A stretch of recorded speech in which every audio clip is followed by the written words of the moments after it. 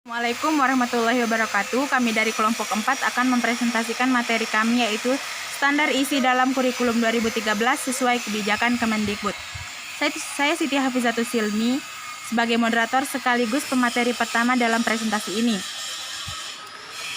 Kemudian pemateri kedua yaitu Fitriatul Wahyuni, pemateri ketiga Nila Cahyani, pemateri keempat Nur Hatika, dan pemateri terakhir Ahmad Sanusi. Baiklah, saya akan membacakan materi pertama, yaitu pengertian standar isi dalam kurikulum 2013 sesuai kebijakan Kemendikbud. Standar isi menurut UU SP nomor 20 tahun 2013 merupakan kriteria minimal, batas, patokan, syarat yang harus dicapai dalam peningkatan mutu. Menurut Permendikbud nomor 64 tahun 2013, standar isi adalah kriteria mengenai ruang lingkup materi dan tingkat kompetensi untuk mencapai kompetensi lulusan pada jenjang dan jenis pendidikan tertentu.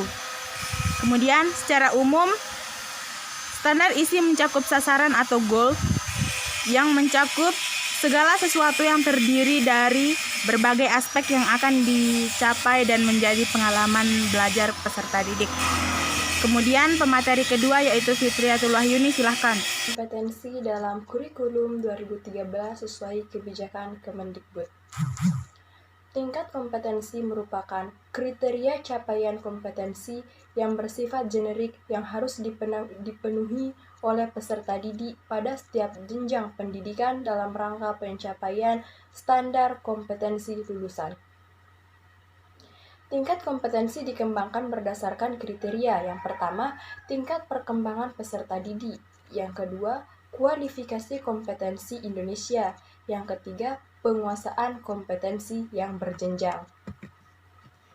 Permendikbud nomor 21 tahun 2016 tentang standar isi pendidikan dasar dan menengah yang memuat tentang tingkatan kompetensi dan kompetensi inti sesuai dengan jenjang dan jenis pendidikan tertentu.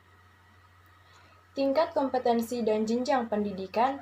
Yang pertama, tingkat pendidikan anak. Jenjang pendidikannya itu TK atau RA. Yang kedua, tingkat pendidikan dasar. Jenjang pendidikannya yaitu SD, MI, SDLB atau paket A. Yang ketiga, tingkat pendidikan dasar. Jenjang pendidikannya yaitu SMP, MTS, SMPLB atau paket B. Dan yang terakhir, tingkat pendidikan menengah. Jenjang pendidikannya yaitu SMA, MA, SMALB atau paket C. Ruang lingkup standar isi di SD atau MI dalam K13 kebijakan Kemendikbud. Tingkat kompetensi dan ruang lingkup materi diterapkan untuk setiap muatan sebagaimana diatur dalam pasal 77I ayat 1, pasal 77C ayat 1, dan pasal 77K ayat 2, ayat 4, dan ayat 5. Peraturan Pemerintahan Nomor 32 Tahun 2013 tentang perubahan atas Peraturan Pemerintahan Nomor 19 Tahun 2005 tentang Standar Nasional Pendidikan sebagai berikut. Ruang lingkup materi. Muatan pendidikan agama Islam pada SD atau MI atau SDLB paket A. 1. Yaitu huruf-huruf hijaiyah bersambung ataupun tidak, surah-surah pendek pilihan dalam Al-Quran, pesan dan makna yang terkandung di dalam Al-Quran. 2. Fikih. Tata cara bersuci, tata cara sholat dan bacaannya, tata cara wudhu dan doanya, kegiatan agama yang dianutnya. Ketiga, akidah. Asmaul Husna, kalimat syahadat, doa belajar dan makan, perilaku hormat dan patuh kepada orang tua dan guru, perilaku jujur, perilaku disiplin, perilaku percaya diri, perilaku menuntut ilmu, dan perilaku hidup bersih dan sehat. Dan kewarganegaraan pada SD atau MI atau SDLB paket A yaitu yang pertama, kandungan moral Pancasila dalam lambang negara. Yang kedua, bentuk dan tujuan norma atau kaidah dalam masyarakat. Yang ketiga, semangat kebersamaan dalam keberagaman. Yang keempat, persatuan dan kesatuan.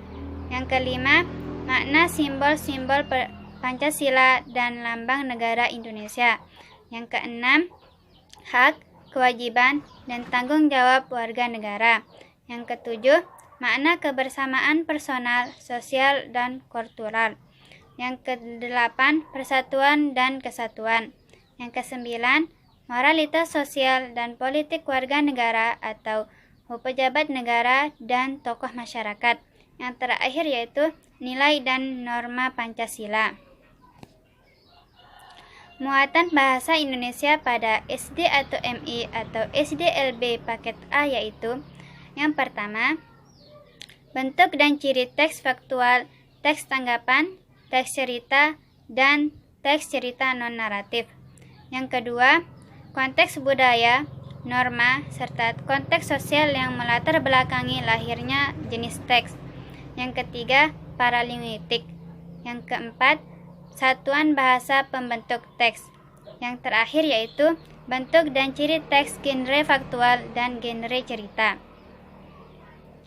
Muatan matematika pada SD atau MI atau SDLB paket A yaitu yang pertama, bilangan asli dan pecahan sederhana. Yang kedua, geometri dan pengukuran sederhana. Dan yang ketiga, statistik sederhana. Dan yang terakhir yaitu bilangan bulat dan bilangan pecahan.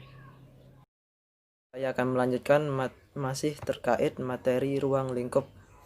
Selanjutnya yaitu muatan pengetahuan alam atau IPA pada SD, MI atau SDLB paket A. Yang pertama, tubuh dan panca indera.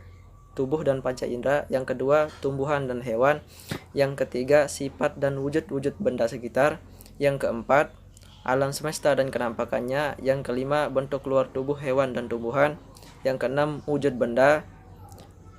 Yang terakhir, gaya dan gerak. Yang selanjutnya itu muatan ilmu pengetahuan sosial atau IPS pada SD, MI atau SDLB paket A. Hal-hal yang diterapkan yang pertama, manusia, tempat, dan lingkungan. Yang kedua, waktu, keberlanjutan, dan perubahan. Yang ketiga, sistem sosial dan budaya.